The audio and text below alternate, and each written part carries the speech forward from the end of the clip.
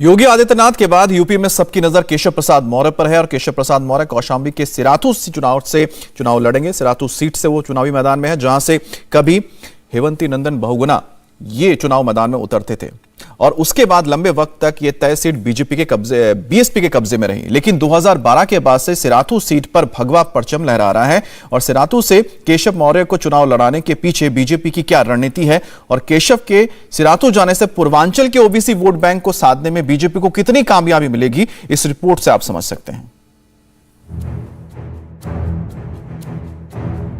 हम कुंभ में ई पवित्र धरती पर आवा रहे, सब संगम में डुबकी लगाए के अलौकिक आनंद के अनुभव प्राप्त किए रहे। तीर्थराज प्रयाग की ऐसी पावन भूमि को मैं हाथ जोड़कर प्रणाम करता हूं।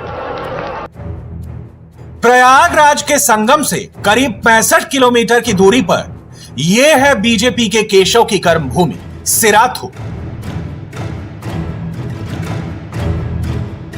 वही सिराथू जहां से केशव प्रसाद मौर्य ने 2012 में कुछ इस तरह अपनी विजय पताका फहराई कि उत्तर प्रदेश की सियासत में बहुत जल्द उनका नाम कद्दावर नेताओं में गिना जाने लगा। और यूपी की मौजूदा सियासत में उनका कद कुछ यूं समझिए कि मुख्यमंत्री योगी आदित्यनाथ के बाद वो पार्टी के सबसे बड़े कर्णधार हैं।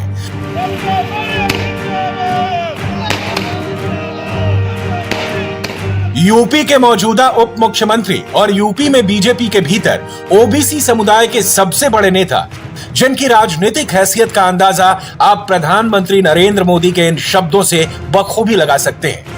प्रयागराज की धरती के जनप्रिय नेता उप मुख्यमंत्री केशव प्रसाद मौर्य जी,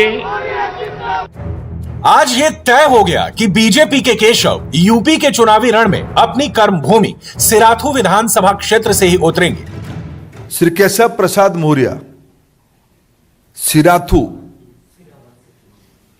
251 सिराथू सीट में पार्टी की ओर से प्रत्याशी होंगे और इसी ऐलान के साथ यह तय हो गया कि अब ओबीसी वोट बैंक का एपी सेंटर सिराथू हो गया।